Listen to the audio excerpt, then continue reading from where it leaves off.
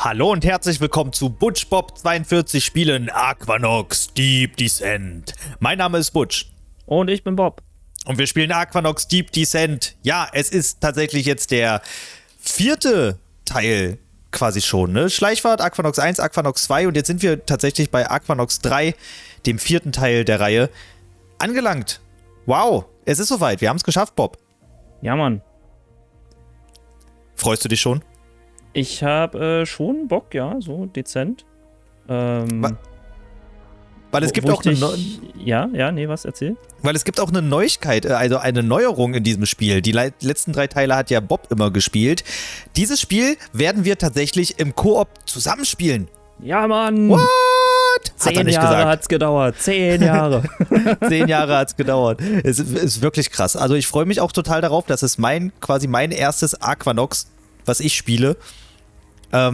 Ich weiß nichts über das Spiel, ich kenne die Story nicht, ich weiß nicht, was hier passieren wird. Du hast ja schon mal ein bisschen reingelunzt, habe ich gehört. Ja, so ein bisschen durchgespielt habe ich schon, ja.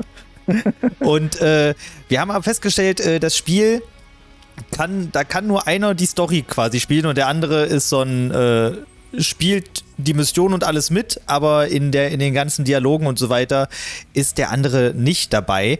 Und wir haben uns tatsächlich entschieden, dass ich dieses Mal die Story quasi spiele. Und Bob mich begleitet. Also du hostest das Spiel quasi. Ich hoste das Spiel, genau, so sieht's aus.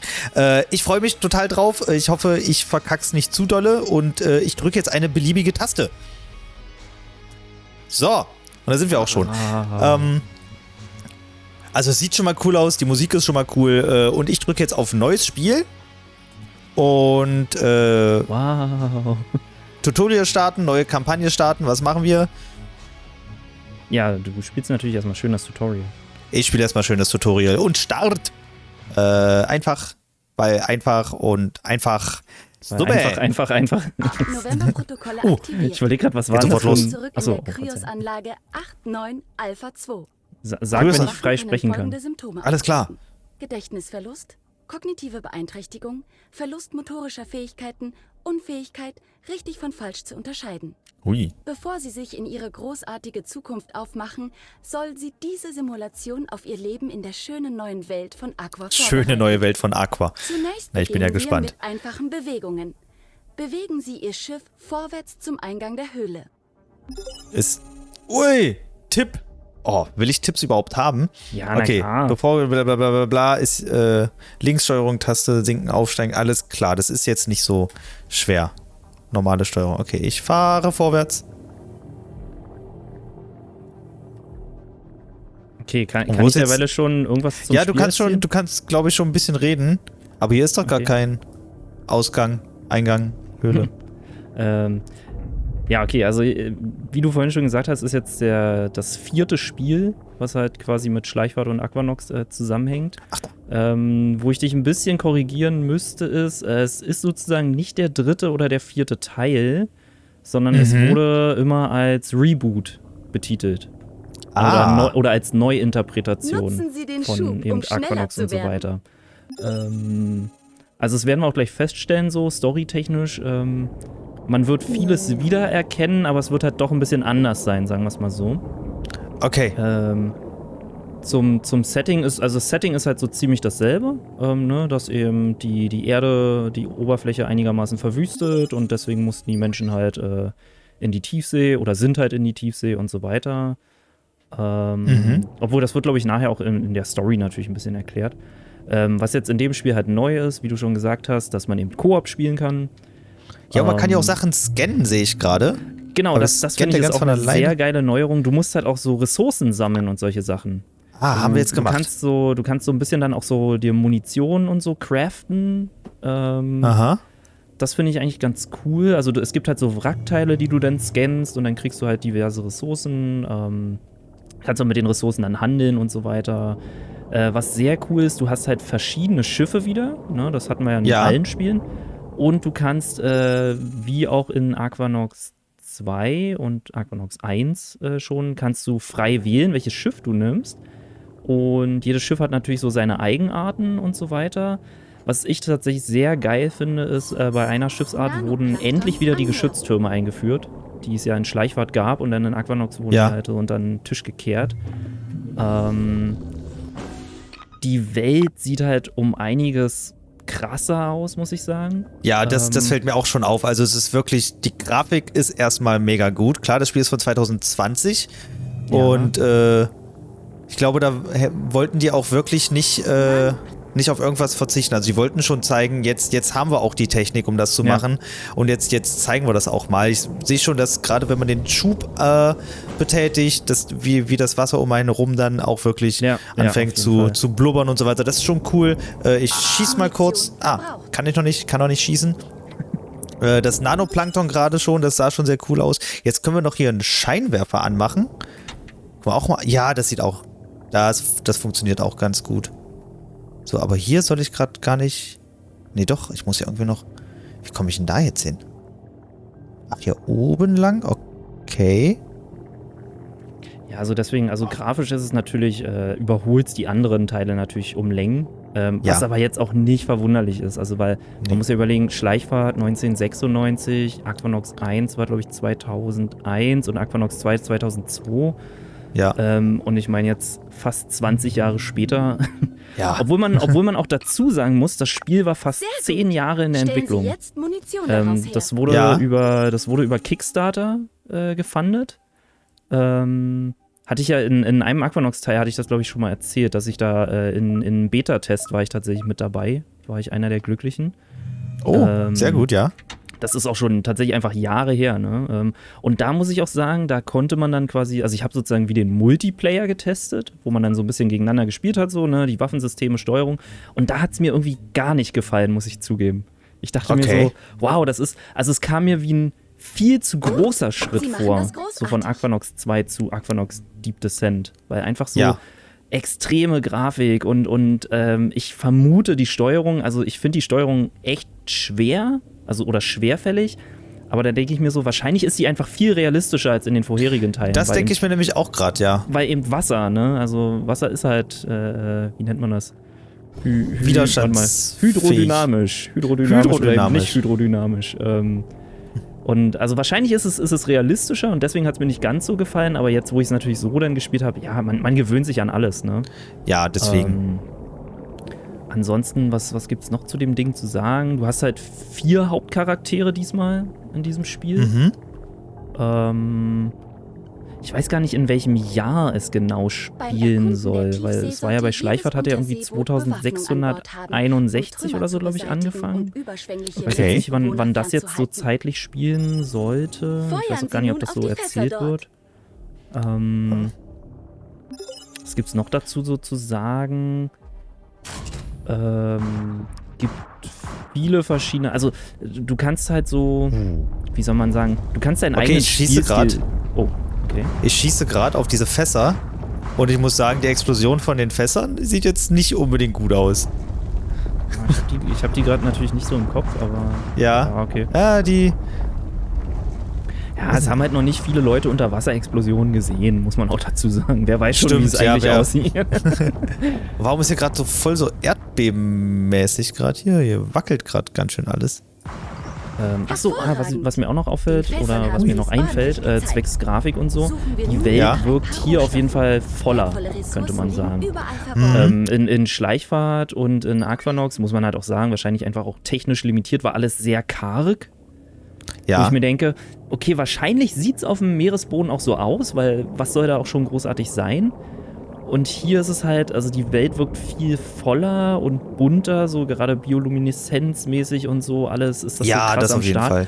Ich finde es, also realistisch betrachtet, ist es natürlich total übertrieben, aber realistisch betrachtet muss man halt auch bedenken, es ist halt ein Spiel, was 2000, weiß ich nicht wann, spielt mit irgendwelchen Unterseebooten, mit denen man sich beschießt, also packen wir nicht zu viel Realismus rein. Ja. Ich sehe auch gerade, ich kann hier so Kisten kaputt machen, dann kann man hier alles mögliche looten. Das ist schon... Ihr Schiff ist beschädigt. Halten Sie nach Gesundheits- und Reparaturkits Ausschau, um zu bleiben. Gesundheits- und Reparaturkits. Wie mache ich das jetzt? R drücken, um Reparaturkit zu benutzen, T drücken, um Schildkit zu benutzen. Alles klar. Machen wir natürlich Schildkit auch noch so. Jetzt sind wir wieder voll. Ich weiß zwar nicht, wo der Schaden gerade herkam, aber okay. Ist halt ein Tutorial. Da kann man auch mal Augen zudrücken. Ich sehe hier gerade auf Steam, die Rezensionen sind tatsächlich ausgeglichen. 336 Rezensionen. So. Erfasse das Ziel, dadurch verfolgen die Zielsuchgeschosse das Ziel und liefern dir mehr Informationen. Mittlere Maustaste, um das Ziel zu Es erfahren. nähern sich Gegner. Wie in jeder Gesellschaft werden sie auch in der Welt von Aqua kriminellen Elementen begegnen. Kriminelle Elemente. Diesen Das ist ja schön. Unerwünschten ist mit modernen Waffen und einem Vertrauen in Recht und Ordnung Hier hat jemand eine leicht Bewertung beizukommen. geschrieben. Sorgen Hat Sie nichts für mit dem Gerechtigkeit. Original zu tun. Das lange Vermeiden Warten Sie hat sich Treffer. nicht gelohnt. Weichen Sie den Schüssen Wo ich mir aus. denke, Sergio, Großartig. der Ein Schiff 5,5 zerstört. Stunden gespielt Nur hat, noch 2 Gegner sind übrig. vielleicht hättest du genauer lesen müssen, weil da steht, dass es halt ein Reboot oder Ja. eine neue Interpretation ist.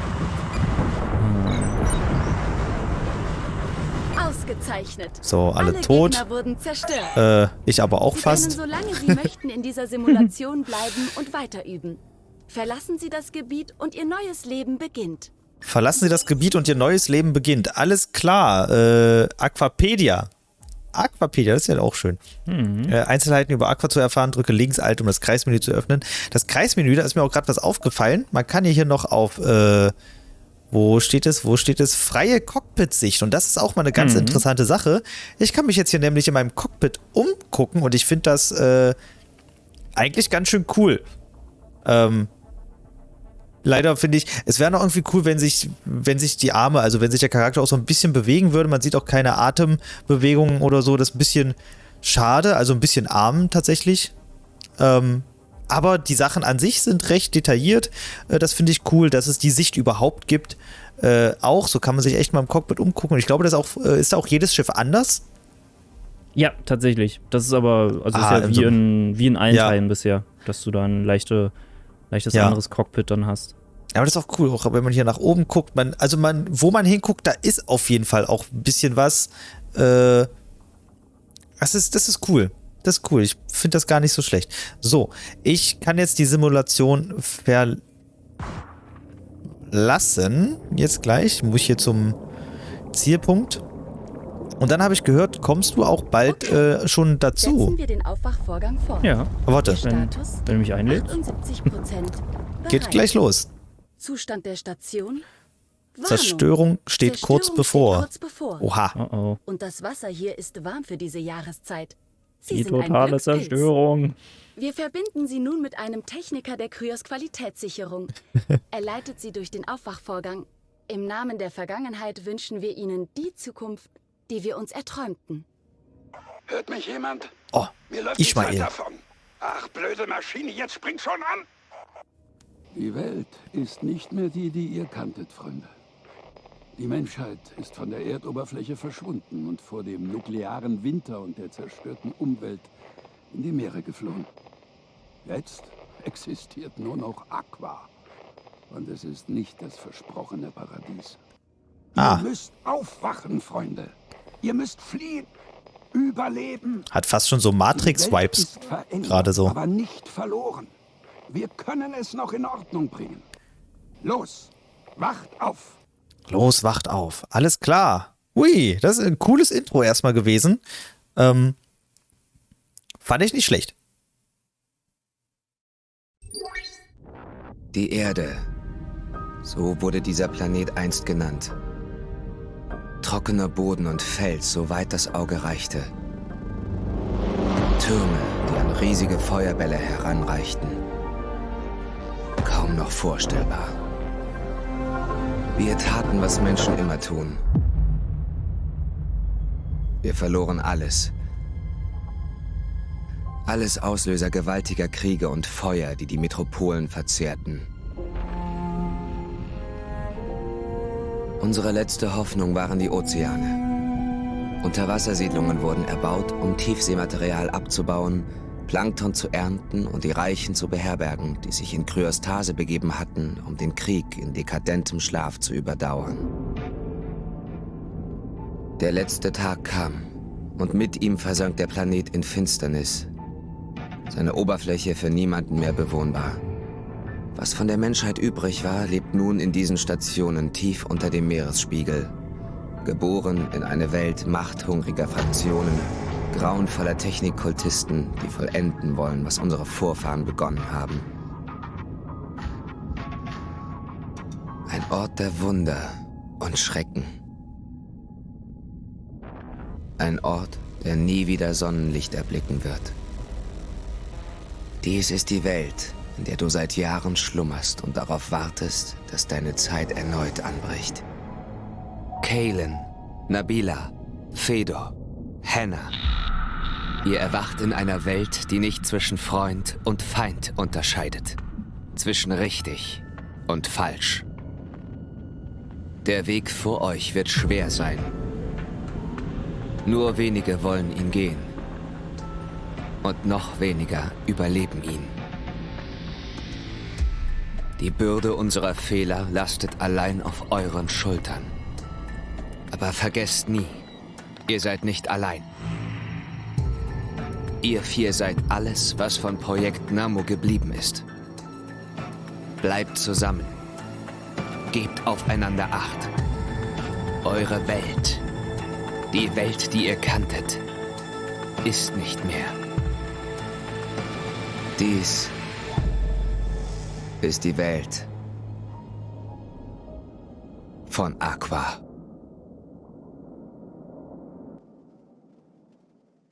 Wo sind wir? Uiuiui, was für ein Intro. 25%. Der Durchbruch droht. Der Stationsarzt müsste uns überwachen. Es gibt doch Protokolle für sowas. Rumpfstabilität bei 14%. Der Durchbruch droht. Was denn für ein Durchbruch? Bitte! Okay, kann ich mich jetzt schon bewegen? Ach, da kommt Ish. Rumpfstabilität bei 5%. Der Durchbruch droht. Ihr seid wach. Da kommt Ishmael. Seid ihr wach. Wer sind Sie? Nennt mich Ishmael. Ich habe so lange über euch gewacht. Navigationssysteme wieder in Betrieb. Okay, Ishmael folgen. Aber bevor wir das machen, müssen wir jetzt natürlich erstmal Bob dazu holen. So, Bob, bist du bereit?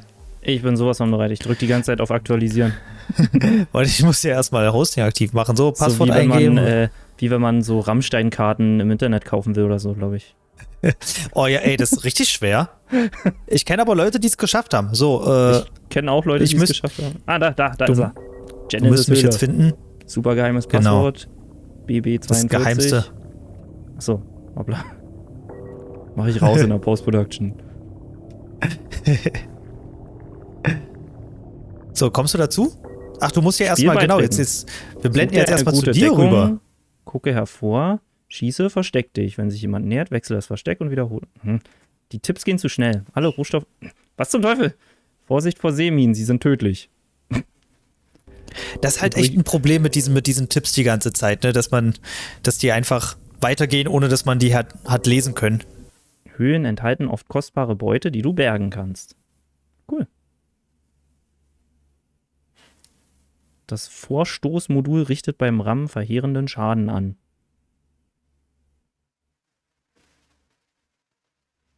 Das braucht echt lange zum Connecten. Nutze Sprünge, um schnell die Richtung zu ändern und entweder eine Kollision zu vermeiden oder den Feind zu verwirren. Alles klar. Denk dran, dass das Anhalten im Wasser oft etwas Zeit beansprucht. Boah, wie lange lädt das denn? Da muss ich sagen, das finde ich aber hier in Aquanox Deep Descent echt gut gemacht. Also was genau? Ich finde so diese Trägheit im Wasser und die Steuerung finde ich scheiße. So ja. Per se. Aber es ist halt trotzdem gut gemacht, weil ich glaube, es ist halt physikalisch korrekter als in Schleichfahrt und in den Aquanox-Teilen. Absolut, und ich finde es auch tatsächlich ein bisschen immersiver. So, weil man halt wirklich das Gefühl hat, im Wasser zu sein. Ich meine, klar, ich habe die anderen Spiele nicht gespielt, das warst ja du die ganze Zeit. Jetzt Pilot wählen. Das kannst du nicht sehen, deswegen muss ich es vorlesen. Wir haben hier den Silent-Butch21 und der ist anscheinend der Kalen 2K. Und hier stehen nämlich auch die Beschreibungen zu den Personen. Kalen ist der selbsternannte Anführer der Gruppe, er ist pragmatisch und entschlossen. Er hat nur ein Ziel, dass seine Gruppe die Mission lebend übersteht.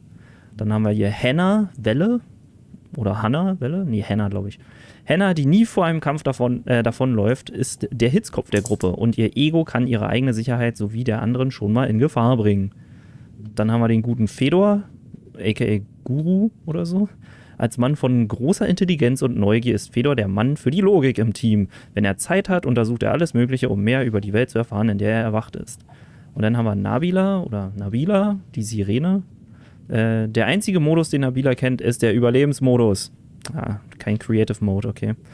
Ihre einzige Priorität ist es, sich und ihre Gruppe in Sicherheit zu bringen und erst dann Fragen zu stellen. Ich nehme natürlich den guten Fedor, weil der Mann für die Logik im Team, da sehe ich. Ja, das muss natürlich du sein. Das so Pilot Spawn kann ich jetzt machen. Jetzt kommen wieder ein paar Tipps. Jetzt bin ich in einem Hangar. Das können wir in einer anderen Folge zeigen. Genau. Ich mache erstmal so hier. Jetzt komm zu mir. Da bin ich. Wo bist du? Komm her, wo ist er? Wo ist der gelbe Punkt? Wir drehen uns um. Da ist Bob. Hier, Butch. Ich kann erstmal. Bob, hallo Bob. Hallo Butch. Was müssen wir machen? Bist du bereit, Ishmael zu folgen? Ishmael, ach ja, stimmt. Genau, das müssen wir jetzt erstmal machen. Den da. Achso, aufschalten war ja mittlere. Ich vergesse die ganze Zeit, dass aufschalten die mittlere, also der auf dem Mausrad drücken quasi ist. So. Oh, das sieht echt. Es sieht halt wirklich. Ich mag den Look von diesem Spiel. Die Grafik ist schon cool. Es dauert Wochen, Monate, Ja. sogar Jahre, um aus dem Kryoschlaf zu erwachen. Und selbst dann sind manche nie wieder dieselben. Aber wir sollen jetzt hier gleich von Anfang an voll gut drauf sein, oder was? Ich lenke die Bionten ab. Was Bionten! immer geschieht, ihr müsst überleben. Wir müssen überleben. Hast du gehört, Bob? Wir müssen überleben. Ja, und hast du gehört? Bionten. Ja. Boah. Sollen sie kommen? Und Seebeben. Wow. Weil, wir kennen ja schon aus Schleichfahrt, immer wenn Bionten am Start sind auch Seebeben am Start. Oh. Werden Bionten durch Seebeben geboren? Hä? Die letzten 3 Spiele, die wir dazu gespielt haben, irgendwie vergessen. Die richten ihre Waffen auf uns. Wir müssen hier verschwinden. Bam, bam, bam, bam. Die Sache ist, ich hab die ganzen Spiele ja nur einmal gespielt. Ja? Du hast die alle öfter gespielt. Ja gut, das heißt, Aquanox und Aquanox 2 habe ich nur 2-mal gespielt. Ja, ich nur einmal alle. 3-mal. Auch nur einmal, ja? Nee, 3-mal. So, Stingray-Geschosse dazu. Weil ich habe die ja einmal für mich gespielt. Ja. Und einmal immer dann so vor der Aufnahme noch. Und dann während der Aufnahme. Oh, noch mehr. Ich finde diese Trägheit im Schiff auch total cool, dass wenn man mal kurz nach vorne geht, dass er dann trotzdem noch ein paar Meter weiter schwimmt quasi. Bam. So, alles kaputt. Da ist Loot. Komm, dich nehme ich auch noch mit. Kann ich nicht. Alles noch voll. Sehr schön. Ja, Schild haben wir noch voll. Autsch. Achso, wir müssen öfter mal auf den Boden gucken, so zwecks Loot. Ja, ich habe schon ein paar Sachen, so ein paar Kisten habe ich schon eingesammelt. Okay. Ach, hier. Hallo? Mein Lieblingsspiel. Keiner entkommt. Oh, das mit dem Zielen, das gefällt mir noch nicht so. Schilde kritisch. Das ist nicht cool. Gibt's da später sowas wie? Dass man genau weiß, wo man hinschießen muss, damit man die trifft? Oh, ich glaube, es gibt so ein Zielmodul-Ding dann. So wie in Aquanox 2, wo man das dann irgendwie dazu kaufen konnte oder so. Das hätte ich wirklich sehr gerne. Aber ich bin mir nicht 100%ig sicher. Guck mal, diese Leuchtquallen hier. Oder nee, warte, Anemonen. Eine Anemone. Ja. Ja, das finde ich halt krass in dem Spiel. Also, über den Realismus lässt sich ja immer so streiten, ne? Ja. Weil ich glaube, in solchen Tiefen gibt es jetzt nicht so krass viele Pflanzen und Biolumineszenzwesen und keine Ahnung. Ja. Aber irgendwie mussten sie halt die Welt ja füllen. Oh, guck mal da. Genau. Hast du Loot gefunden? Kennst du schon? Ach nee, da war Loot. Nee, ich hab die Kisten kaputt gemacht. Ich habe nämlich die ganze Zeit gesucht, ob ich hier Kisten finde, aber nichts da. Nee, aber jedenfalls, irgendwas mussten sie ja machen, um die Welt so ein bisschen zu füllen, weil da muss man sagen, da war halt, also durch in Schleichfahrt Aquanox und Aquanox 2 war ja halt in der Welt selbst nicht so viel los. Was ja konntest du halt doch gar nicht machen, ne? Ja, was, also zum einen ja, technisch limitiert damals, Was aber auch ein Stück weit, glaube ich, realistisch ist, weil, wie gesagt, in solchen Tiefen gibt es halt auch, glaube ich, einfach nicht so eine krasse Vegetation. Aber dann ist halt so die Frage, okay, will man es halt so krass realistisch halten oder will man doch eher, dass das Spiel ein bisschen schöner aussieht? Mhm. Und, Ja, und wie und viel Realismus will man unbedingt in so einem Spiel wie Aquanox eben drin haben? Genau, das ist halt auch die Frage, ne? Wie viel Realismus braucht man auch in so einem Spiel? Und ist das nicht auch okay, wenn man hier einfach mal so ein bisschen auch drüber ist? Ja. Ja. Und was ich auch Sonst krass kann man ja auch finde, einfach dass so in hier- ein U-Boot gehen und da rumfahren. Ja, dann kannst du Braucht man ja kein Spiel U-Boot-Simulator dafür. spielen. Genau. Gibt's sowas? U-Boot-Simulator? Bestimmt, oder? Oder? Klar. Ich meine, Aquanox. Achtung, unbekanntes Schiff. Ich bin Tuomus 6. Gehilfe der Bionten. Schaltet die Motoren aus und ergebt euch. Und wenn wir es Alles nicht tun? ist arrangiert. In der Nähe ist ein Treffpunkt. Ein Mann namens Okabe wartet dort. Los jetzt. Ich Los halte jetzt. Sie auf. Alles klar. Und los. Hui. Und jetzt Vollgas. Können wir eigentlich ein bisschen rumballern mit denen? Nee, würde ich nicht machen. Geh raus hier. Worauf wartet ihr? Schilde kritisch. Aha. Ich kann nicht schneller fahren. Ah, ich bin gleich Komm. tot. Ui, das Warum? war knapp. Ishmael. Das war knapp. Uiuiui. Ich konnte mich gerade so noch heilen. Holy moly. Er ist weg. Okay. Komm zurück. Wir müssen Scheiße. verschwinden. Sofort. Müssen wir durch. Hier müssen wir durch.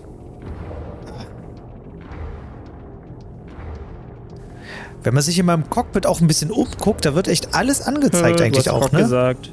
Das stimmt. Oh, nee, hier lieber nicht lang. Da ist Nanoplankton. Warum da nicht lang? Ach, da ist Plankton. Ach, Ja. Aber hier auch. Shit, der ist einfach überall. Errungenschaft freigeschaltet, glitschiger Aal.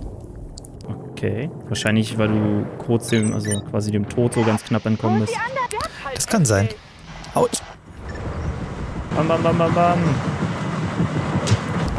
Los, kaputt. Du auch. Oh, jetzt beweg dich doch mal nicht so schnell. Schilde kritisch. Shit, von So. hinten kommt noch einer. What? Tatsächlich. Piu, piu, piu, piu, piu. Bam, bei der Alles Bahn ist kaputt. Oh, Loot. Ja, damit. Bam! War müsste nicht da hinten noch? Aber wie war denn das? Weiß nicht. Zeigt mir Ich halt hab das hier Spiel hinten noch nicht noch so was oft zum gespielt wie du. Looten an, aber... Nee, stimmt, das war ja das, weil der Radar bzw. Sonar in dem Spiel, das ist einfach ein Rückschritt. Genau. Aber ist das jetzt ein Sonar hier oder ein Radar? Ach genau, du Ja, hast ja mal ich gemeint, hatte so mich- unter Wasser ist ein Sonar, ne? Genau, soweit ich weiß, ist Unterwasser-Sonar und halt Luft und so ist Radar. Aber die funktionieren, glaube ich, einfach nach demselben Prinzip. Also sie strahlen irgendwas ab und nehmen halt die Wellen, die wieder reflektiert werden, auf. Scheiße, wo kommen die denn jetzt?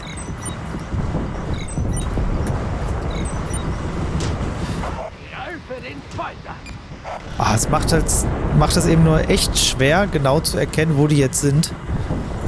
Ob die nur über einem sind, unter einem sind, so Ja. und da. Oh, Aber ich glaube, das erkennt man an den Punkten, die auf dem Sonar auftauchen.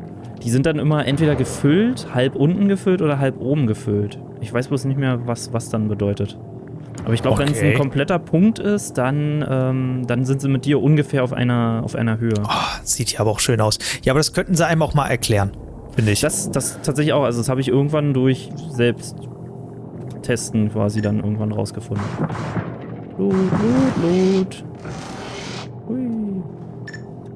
Ich finde es halt echt toll, dass wir das zusammenspielen können. Ja, Mann. Ganz ehrlich, das gefällt mir richtig gut. Ich Seit bin wir erwacht bin sind, will uns gespannt. alles Also ich und habe es ja jeder schon umbringen einmal, oder ich habe es ja schon herumkommandieren. einmal durchgespielt.